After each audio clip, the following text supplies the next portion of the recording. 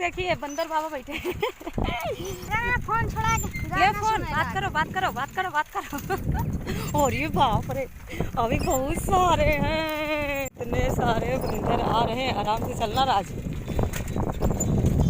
बस ये आओ किनारे रोक दे भैया राज रोक ले।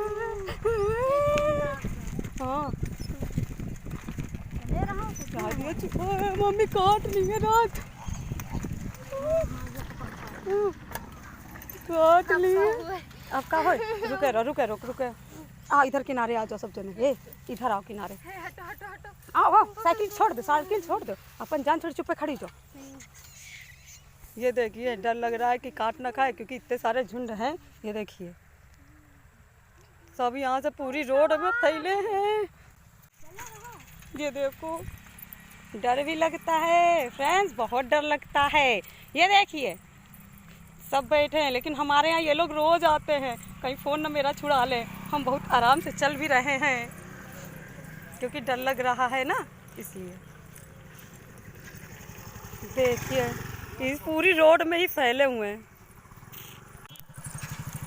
चलो ये देखिए बंदरों की फौज। आपको जूम करा के दिखाते हैं। ये देखिए जूम में ये इतने सारे ये बैठे चल रहे हैं, इस वजह थोड़ा सा धुंधला दिख रहा है।